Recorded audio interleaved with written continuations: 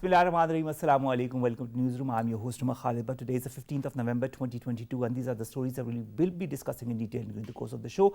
We will begin with the Margalla Dialogue that is beginning tomorrow in Islamabad. This is the third edition of this dialogue, and the whole purpose of this to as per the words of the dialogue itself, navigate great power competition and look at the developing power world perspective that is developing in the last year or so. There are going to be different discussions on this, and we'll be discussing that with one of our panelists as to what these different topics of discussions will be and how important are these discussions in this current geostrategic and geopolitical narrative. This is going to be our first segment. Our second story, ladies and gentlemen, concerns Pakistan's climate change difficulties.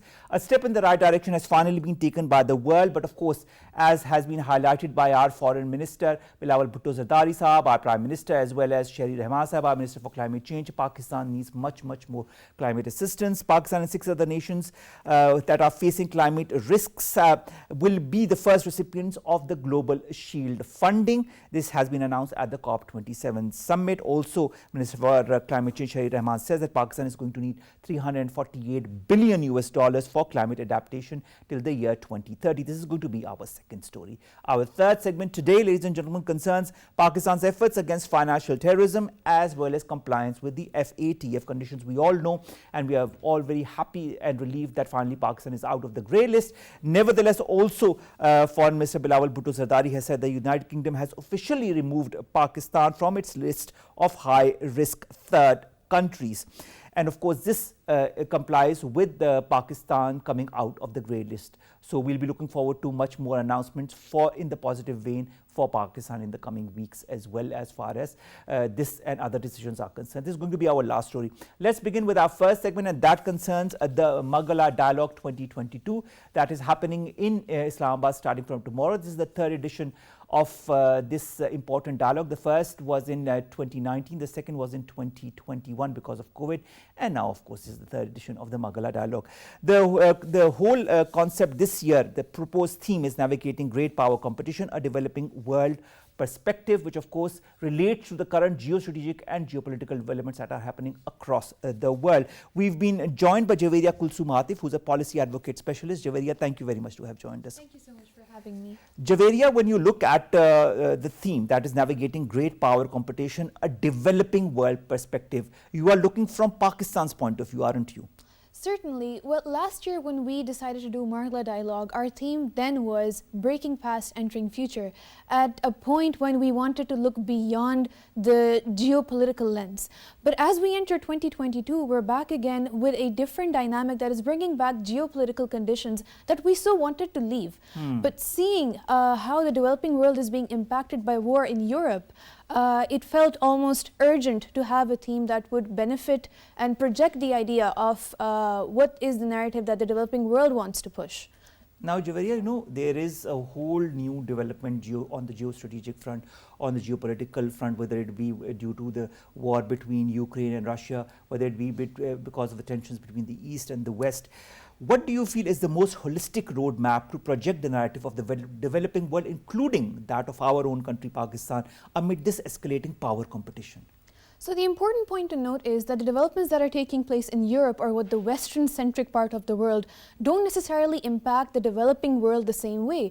Our concerns are currently dealing with a population time bomb that's happening. Our concerns currently relate to the climate change problems. Pakistan is at the forefront of suffering from those problems, as have the recent floods basically, portrayed.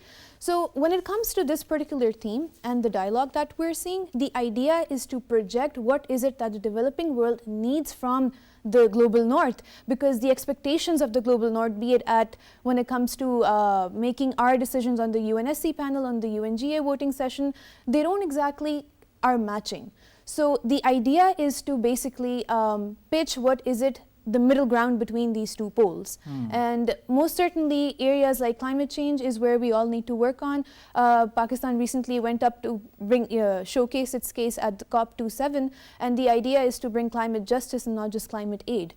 So I think these pointers are what are relevant right now. And another important point to note here is that South Asia has South Asia in general has given a different perspective even on the war in Ukraine. We've seen Pakistan be showcasing a mediating role, mediating in the sense that we're not necessarily taking sides, because we understand that at this stage it's not about taking sides but de-escalating the situation that's happening. And we've seen that with other countries as well, for example, India. You know, de-escalation, this is a very important point here because of the current narrative that a lot of countries in the West are taking as far as the Russia-Ukraine war is concerned, and of course Ukraine as well. I think the whole way forward is through negotiation. Nevertheless, in your point of view, how are international politics influencing and affecting the development goals of the global South, and how, in your point of view, should the developing countries respond to this resurgence of zero-sum international politics? Based on your question, thankfully at Margalla Dialogue we actually have a forum dedicated to this. It's on the future of international order,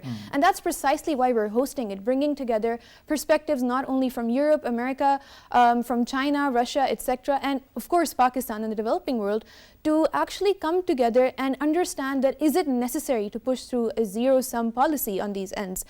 We've seen Russia announce the idea of using nuclear force if required, and that has not been welcomed even by its partner China.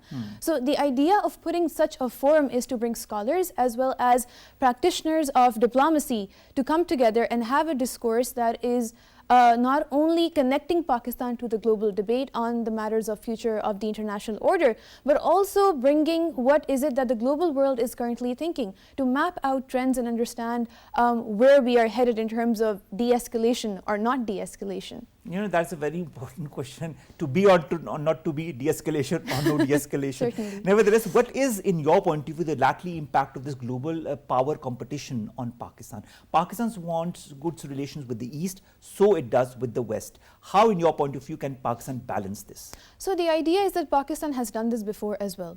Although previously we were in the US-led bloc in the Cold War, we still maintained our ties with China. And I don't think it's difficult for Pakistan to do so, because currently we're still pushing and pursuing our relationship with China as well as the US. Though understandably there have been some ups and downs, but that is all part of the maneuvering that Pakistan has to push forward. And every time we speak about the middle ground that Pakistan needs to work on, certainly the way forward for Pakistan-US ties would be pushing forward in domains beyond our security requirements, beyond a geo-securitized lens that Pakistan is normally seen from.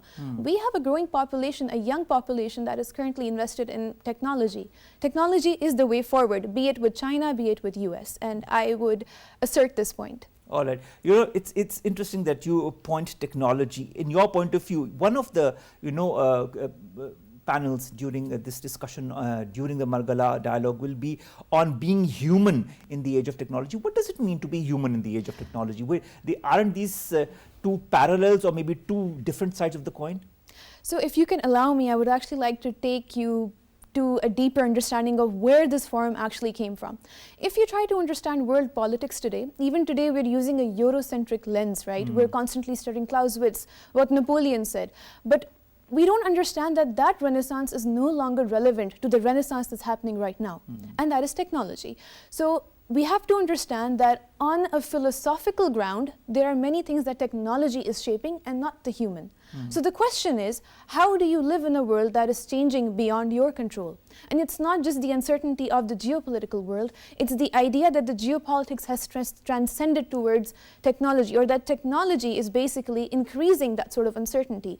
Allow me to explain this here. When we talk about semiconductor chips and the idea of US not being okay with China selling that, or having US companies in China, the idea is technology is either one of the forces that's leading to that destabilizing geopolitical condition, or is it the geopolitical condition that's constantly pushing these actors to pursue technology to one-up each other? So when we talk, which came before, the chicken or the egg?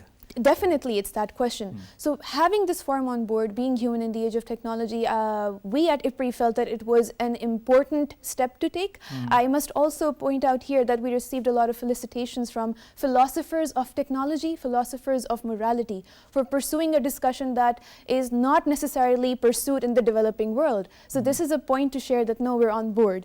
With a young population that's thriving, that's more tech savvy, we're willing to work on areas to understand how has tech transformed politics, how has tech transformed everyday life, how we're communicating, not just on Web 2.0, but Web 3.0, that's the new world, the metaverse. That is so true. But in this metaverse, we need to be human and kind of adapt to that instead of resorting completely to robotic technologies and those that will steer us away from our humanity. Certainly. Economic decision making in times of global crisis is also one of your panels. How important is that? I mean, I understand the importance of economic decision making, but how do you board that with the West? Because every country, every region has a very specific model to follow as far as the decision making is concerned. Can we synergize these efforts within the region maybe, or within the global south?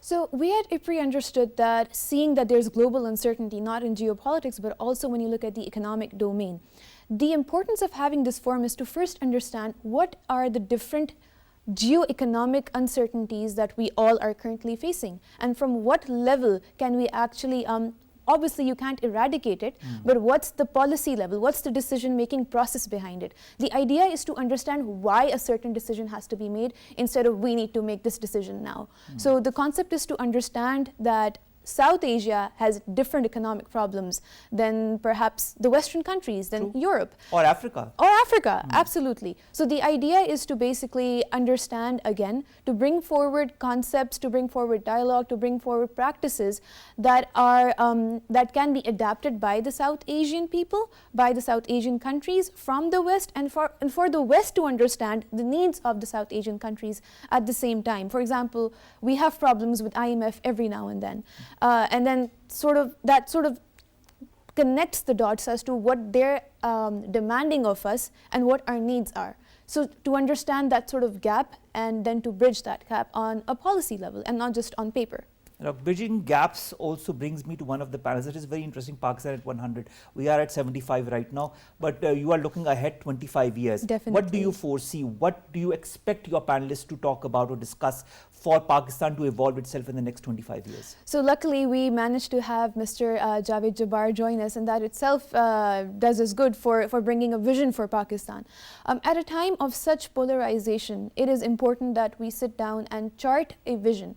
And although this is just IPRI, it could at least be a point of discussion for future politicians, stakeholders in the entire setup to actually come to a conclusion. So we have different people coming in from different disciplines, from the finance side, from the economy side, from the tech side, from the governance side. The idea is to bring together these disciplines to bring forward a vision that defines Pakistan beyond this polarization that we're seeing. The idea is to initiate dialogue in issues that are crucial to us.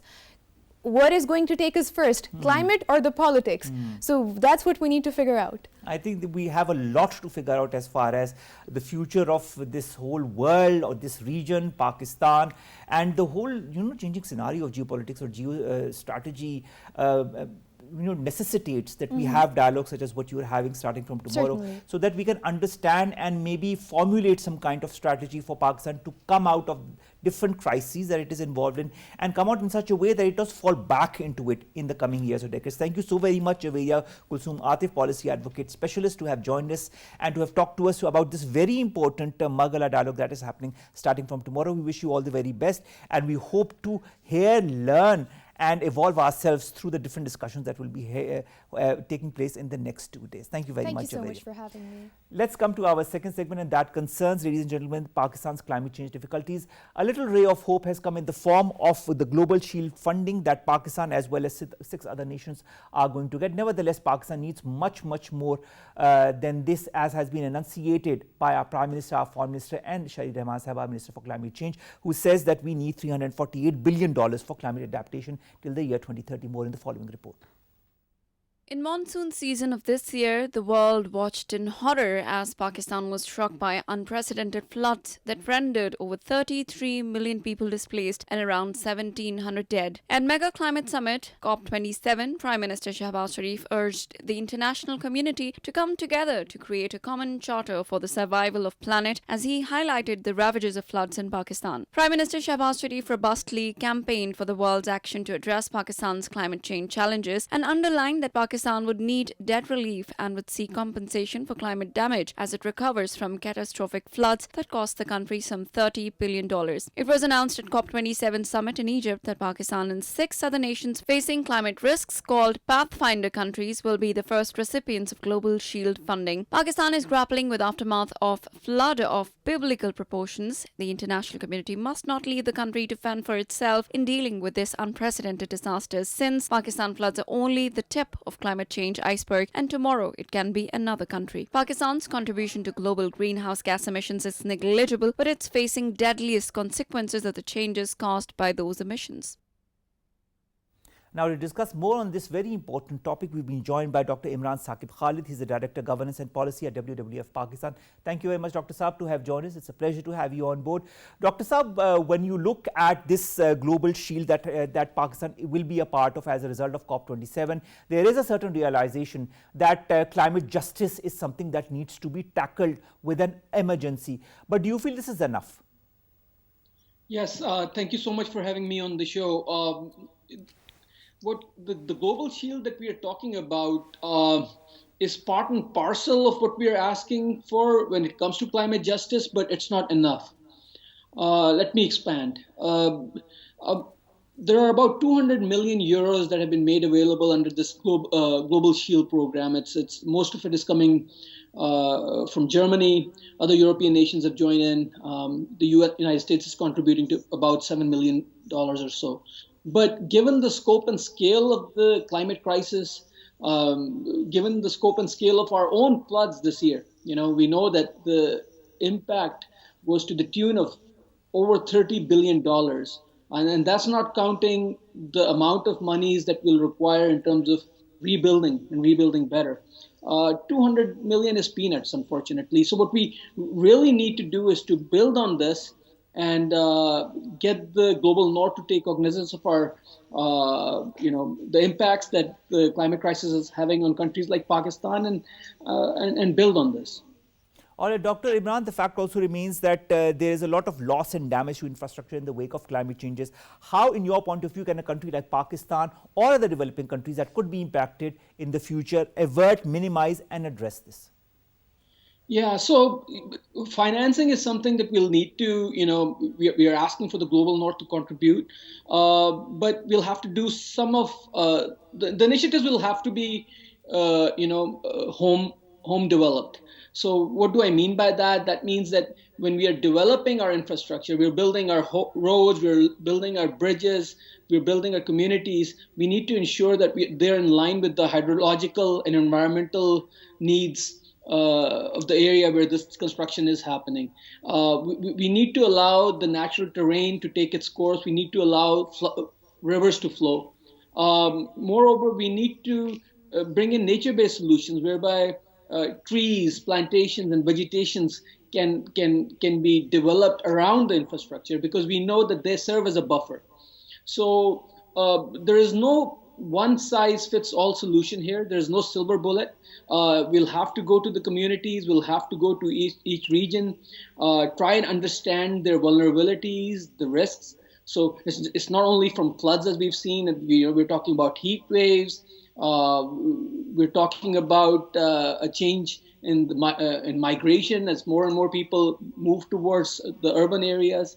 So we really need a holistic outlook in terms of responding to the climate crisis. When you talk about holistic approach, Dr. Imran, when Shahid Rahman Sahib, our Minister for Climate Change, talks about $348 billion that Pakistan needs for climate adaptation and for initiating deep decarbonization until 2030. This is also something that has been said very recently in an international report as well. How can Pakistan attain this? This is a huge sum of money. Do you feel that we can internalize the collection of the money, or do you feel that we'll need much more than what is currently being offered by the international bodies in the form of global shield? Yeah, unfortunately, the monies are not enough, and I don't think that these will be forthcoming. After the Paris Climate Agreement, there was an agreement that the global north will provide $100 billion by 2020. That never happened since 2009. Nothing has happened. That's not happened. In fact, as you rightly mentioned, it goes even before the this is even before the Paris Climate Agreement that we started to talk about this, and that's never materialized. So to expect that billions of dollars will materialize now because Pakistan is suffering the wrath of the climate crisis, that's not going to happen. So what we really need to do is to look inwards and see how we can ensure that our communities are protected. We've got a number of laws that talk about early warning systems, that talk about flood protection, that cater to the risks that are inherent to the landscape in this country. Unfortunately, as we saw recently with the hotels going down in River Sawat, they've not been implemented in letter and spirit. So we'll have to go and do that. We'll have to start ensuring that environmental impact assessments that are part and parcel of any development project are completed, and are completed not only in letter but also in spirit. And once we start to do that, we'll see that we are already addressing the risks. Yes, we'll probably still need to turn to the global north. We'll probably still need to turn to the World Bank, the Green Climate Fund. But then at that point, we can say, look, we've done all we can, and now we need you to help us facilitate this.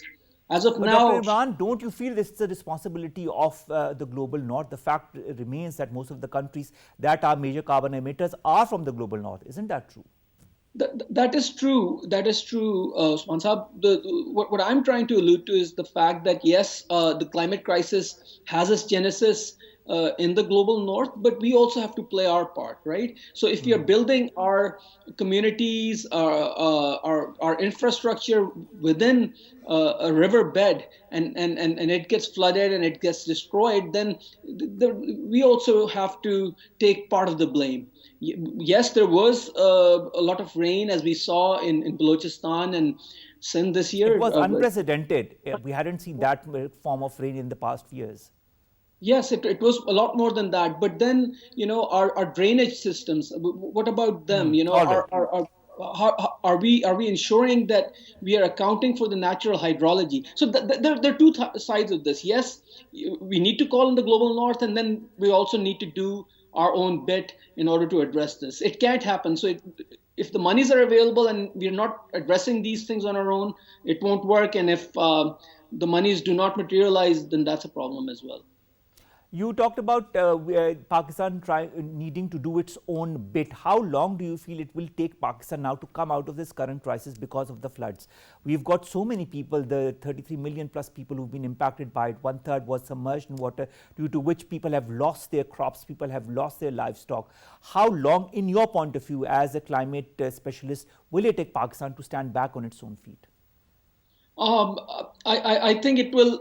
We have to go down to the community level, to the household level, and it does take time. If those and we did a research, not only in the recent past, that showed that if the small business owners, for example, were provided the necessary funding to get back on their feet within the first 3 months after a disaster, they were able to do so in a good way. But if it went any further beyond the 3 months point, then they had pretty much no avenue to get back on their feet. And what we're seeing with the floods is the waters did not recede for weeks on end.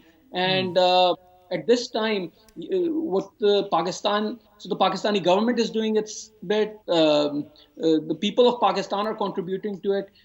But at the end of the day, what we really need to understand is that extreme weather events such as this will continue to happen. And we need to prepare for the next one. And we might see that there are heat waves happening, and then as we saw this year, and then there were floods. We might have another episode of floods next year, or we might not. We don't know we don't know that. But then, Dr. Imran, how can we ascertain? How can we know sometime in advance that something could happen in this area of Pakistan, so that we are ready for that when it happens and if it happens? Yeah, so that's essentially. So essentially, what you're trying to do is to protect yourself against the risk of an event happening, right? So there are the 100 years. So, but what we know now is that the climate crisis is exacerbating those events. So floods that used to happen once in 100 years are happening perhaps once in 20 years or once in 25 years. And that's what we need to prepare for. We need to prepare for the worst. And in that regard, we'll need to focus on our own governance issues as well, and ensure that we are accounting for our vulnerabilities in that way. That means, ensuring that the communities where we're working understand how they'll be impacted. Our local government systems need to be there. At this time, whenever a disaster happens, we're looking to Islamabad, we're looking to Lahore or Karachi. But and as we've seen with the recent floods, it takes a long time for the help to get there. The communities themselves are usually the first responders, and we'll have to equip them not only to deal with these disasters, but also to help them build better and build resiliently. All right, Dr. Imran, let's come to the pledges that have been made. How long, in your point of view, will these pledges ultimately come to Pakistan? They've just been made. I understand that the World Bank is developing a facility whereby that's going to facilitate the provision of these funds. But Pakistan is not the only country that's being, I know. There are 6 other countries in the pipeline to receive these funds. There are 3 or 4 other countries. So it's good. We are yet to see how that will pan out, how much we'll get. And as I've just said, given what we've just seen with the recent floods, the amount of money that's been put under the global shield, that's not enough. And we might see that these funds are being, they might connected be increased in the coming days. Maybe more countries are going to pour in and give their bit in the coming days and weeks as well. So maybe that amount will increase. It might, but again, what I keep coming back to is that let's not pin our hopes on that. One thing, this whole, yes. Yes, Dr. Imran, all right. What I want to also understand is climate justice is something that Pakistan has been advocating on different fora. The latest on at the COP27, whether it be our Prime Minister, whether it be our Foreign Minister or our Minister for Climate Change, Shahid Rehman Sahiba. Do you feel that our climate diplomacy is working?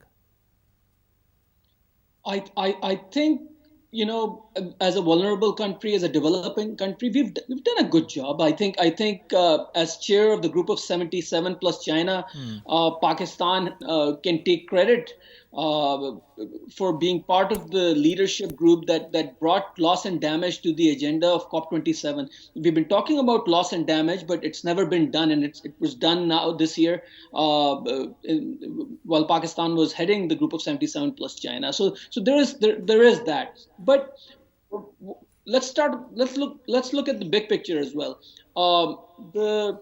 When John Kerry, the United States climate envoy, was asked whether loss and damage financing will ever be made available to countries such as Pakistan, he said, yes, I feel sorry for Pakistan, but I don't think there is that funding, this financial, we've got the financial capability to help Pakistan in a way through loss and damage. And so it's essentially yes, go on, please. So it's essentially a no from the global north. Yes, we've done our bit, and loss and damage is on the agenda. Climate justice is being talked about, but it's essentially lip service. Do not expect the global north to pay any large sums of money that contribute to that. All right, this brings me to the final question, and it's an important one. Dr. Imran, do you feel that the global south can collectively make efforts to convince the global north to facilitate them in this hour of need, in this hour of climate justice, in this time when the global south needs the global north much more than it used to in the previous decades? And that is, of course, primarily because of climate change. Yeah, so there are 3 things here that we really need to ask the global north to do. One is to help us develop our own clean energy mechanisms, that is to move towards solar energy and wind energy. The technical capacity, the financial capacity could be developed with the help of the global north. Second is adaptation. Climate adaptation is something that the global north has not paid much attention to. We will need financing in terms of ensuring that the communities such as those that have been most affected by floods this year in Pakistan are able to build back resiliently and in a manner that protects them for future such events. It makes them more resilient. These are two things where I think if the developing countries come together, they have a lot more say and they can really get the global north to account for that. The loss and damage part has been difficult because it puts the onus, it puts the responsibility, and rightly so, of the past emissions, of the historical emissions that are now impacting countries across the globe. And the apprehension on part of the global north is that if they start to pay off countries such as Pakistan in this regard, others will also come and they might not be able to do that. So I just wanted to contextualize it for you. But for vis-a-vis loss, mitigation and adaptation, definitely we can come together and get the developed countries to help us out. But I think this now is the time for the the global south to come together as one, despite its differences. Climate change is something that has affected Pakistan this year. It could affect Pakistan or any other country next year as well. So Pakistan and the floods that have happened in Pakistan are an example of what climate change could induce in countries and could cause as far as damage is concerned. So this is an example that the world needs to learn, especially the global north. I hope the message has come across to the global north loud and clear. Thank you very much, Dr. Imran Saqib, Khalid, Director Governance and Policy, WWF Pakistan, to have joined us, to have talked to us about climate justice, about climate diplomacy, Pakistan's efforts, and how Global Shield is a drop in the right direction, but it is a drop in the ocean. We need much more than that, as per latest reports that have come out, and also our Minister for Climate Change, Javairyah, who has talked about this. Let's come to our third segment, and that concerns FATF. Now, we all know that Pakistan is out of the grey list of the FATF, and that is because of the efforts that have been made by the Pakistani government on different levels, and also compliance with all the different conditionalities that had been put forward by the FATF. Now, Bilawal Bhutto Zardari Sahab, our foreign minister, has also shared some good news that the United Kingdom has now officially removed Pakistan from its high-risk third countries list because Pakistan is out of the grey list. What more should we look forward to? More in the following report. Pakistan, as responsible global actor, has always fostered policies and frameworks that serve the interest of regional and international community. In a major development last month, the International Money Laundering Watchdog Financial Action Task Force took Pakistan off Global Money Laundering Watch List. In a statement, the Paris-based organization said it welcomes Pakistan's significant progress in its anti-money laundering efforts, and Pakistan is therefore no longer subject to FATF's increased monitoring process. Pakistan has strengthened the effectiveness of its AML/CFT regime and addressed technical deficiencies to meet commitments of its action plans regarding strategic deficiencies that the FATF identified in June 2018 and 21. FATF has fully recognized completion of all substantive, technical as well as procedural requirements of Pakistan's 2018 and 21 action plans. United Kingdom has officially removed Pakistan from its high-risk third countries list, and the decision was taken on Pakistan's early completion of FATF's action plans. According to official document, the Foreign, Commonwealth and Development Office recognizes the progress Pakistan has made to improve money laundering and terrorist financing controls. In April 2021, the UK government added Pakistan to the list of undesirable 21 high-risk countries, and the reason it cited was unsatisfactory money laundering and terror financing controls. Javed Hassan, economic columnist, joins us online. Javed Sahab, thank you very much to have joined us. This latest move by the British government to strike Pakistan off this list that it was in because it was in the grey list, do you feel it is a vindication of Pakistan's efforts in the right direction?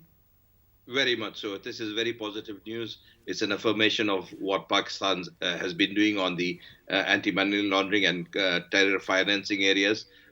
It's clearly that we have met all the 34 requirements points which FATF had listed.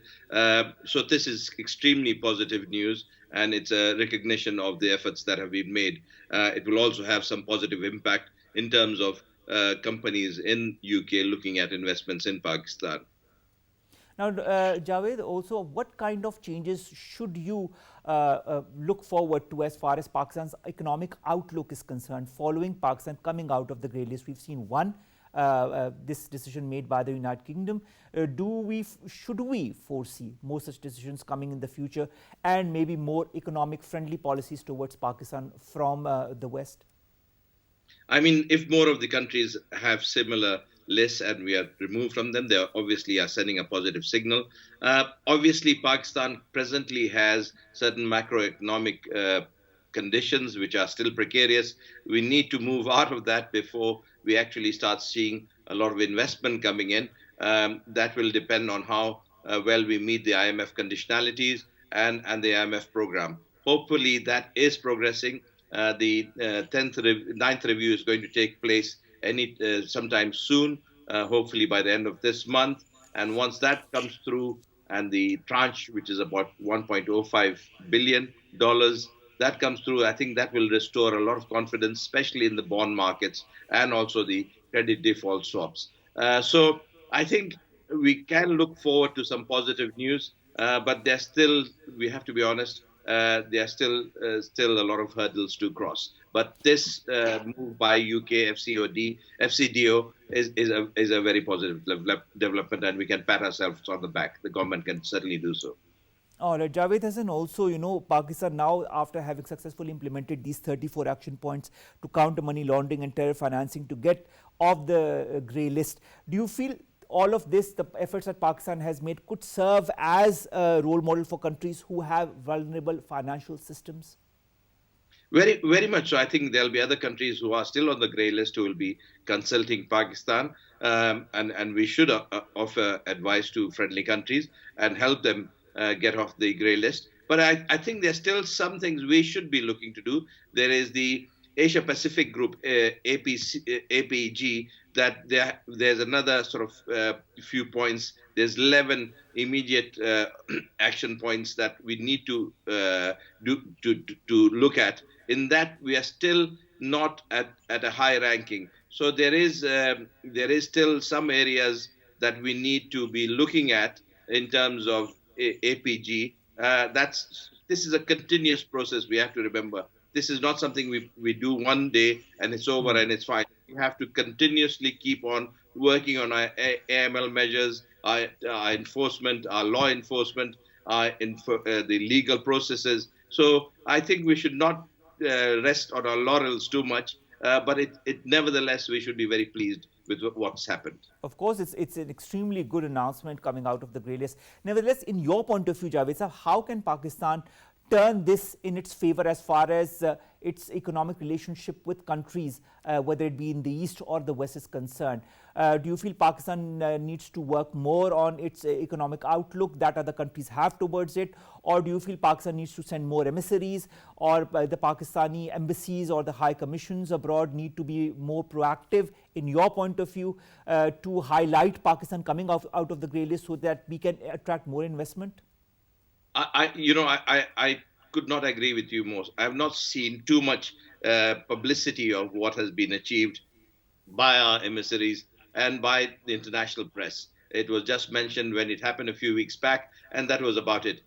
Much more noise has to be made about it. It's a major success, and it just shows our law enforcement in this vital area of financing, of anti-money laundering is meeting up to international standards, and we have to sort of make a lot of noise about it. And I think both our emissaries and the Foreign Office, I think the Foreign Office is doing a good job in it, and the UK taking us off that list is a measure of that. But we need to see much more of this activity, especially in the West, but also in the Southeast Asian countries. They are very sensitive about this, and in the past, Pakistan has been seen as a center for unfortunately, and I think unfairly, of terror financing. Some of our neighbor countries have actually propagated those myths. We obviously need to counter that very effectively. And that has an impact on investments. It has an effect on portfolio investment. Some of the portfolio investment shies away from country when it's seen as potentially being subject to these kind of regulations.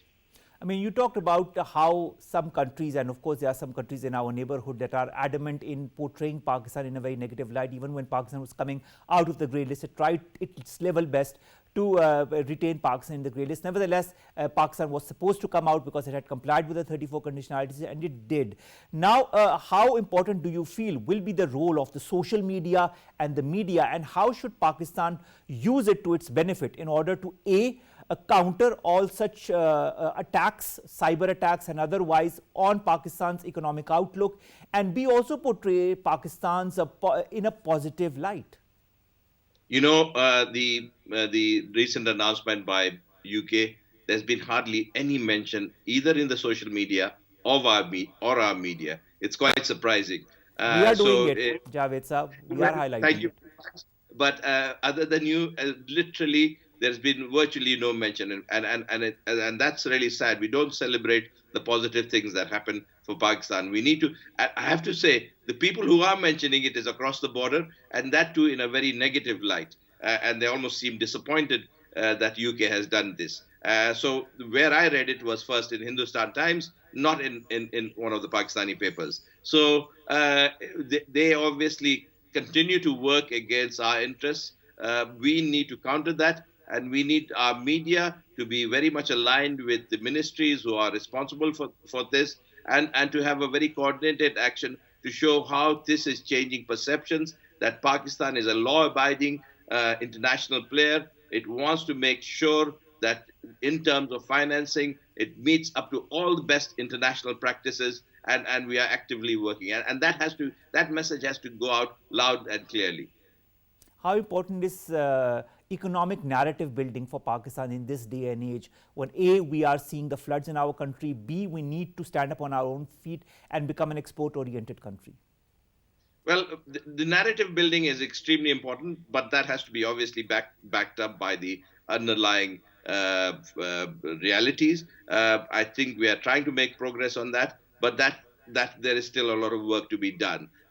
We need to get out of a situation where macroeconomic imbalances still remain vulnerable, and that's something where we'll start reflecting once we have actually alleviated those issues in terms of the bond rates, the credit default swap rates.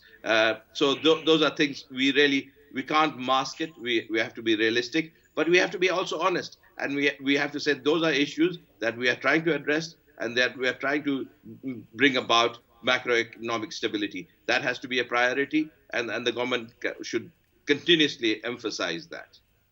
Javed Saab, when you talk about microeconomic stability, now in the whole background of Pakistan coming out of the FATF grey list, and this highlighted by the fact that Pakistan has achieved 34 out of the 34 conditionalities put forward by the FATF. What are the measures, in your point of view, the top 3 measures that need to be taken by Pakistan in order to sound off Pakistan's point of view economically to the world, showing that Pakistan is now out of the grey list and ready for business? B, ease of doing business, something that we've discussed in the past as well. What measures need to be taken for that? And what other pointers do you feel need to be taken up by the private sector as well in order to strengthen Pakistan's economy? I think that the private sector is very important, and so I'll take that up last. The private sector should be beating the drum in terms of us coming out of the grey list. They are the ones who will bring about the joint collaboration from international investors. So they should be making a lot of noise about it. I've not seen much of that. The government obviously should, through its emissaries and through the Foreign Ministry of Foreign Affairs, should be doing that. In terms of our own macroeconomic stability, that's important. We hopefully will get through the review with IMF. That should be announced soon. And once that happens, we should make clear that we are trying to bring about macroeconomic stability. I think what we have not done very effectively still, while we have gone to COP and we have made our case very strongly, I think so far we have not managed to generate as much funding for the tremendous losses that the country has faced in large parts of the country. And that kind of damage and loss funding that we do need support from. Unfortunately, the international community has not stepped up to the mark, and we should be making much more noise about that. And I think this should be a collaborative effort across all political parties, across the media, and as well for the private sector. I think we have not really put up a joint face on that in terms of international. I think in there we should always think in terms of being one Pakistan and trying to bring about as much funding as possible, because really it's really the worst affected are very badly affected. All right, thank you very much, Javed Hassan, economic columnist, who have joined us, who have talked to us about Pakistan coming out of the FATF list, and at the same time, good news coming from the United Kingdom that has put Pakistan out of a very important list, that is the high-risk third countries list, and that is because Pakistan is now out of this current grey list of the FATF. Pakistan is coming around. Pakistan is becoming economically sound. We need to have a collective effort. The private, the public sector, you, me, all of you who are listening to us need to collectively take a stand that we need to be one when it comes to taking Pakistan out of any crisis that Pakistan is engulfed in and make Pakistan a strong country. Whether it be through helping the flood victims, through an SMS, 9999 is the number, or by helping through the different NGOs, the Pakistan Armed Forces, or the government agencies that are also working diligently 24/7 to help those in need. Help the people of Pakistan. When we help our brethren, that is how we become a more resilient, a more strong, a more dependable nation. Allah Hafiz, see you tomorrow.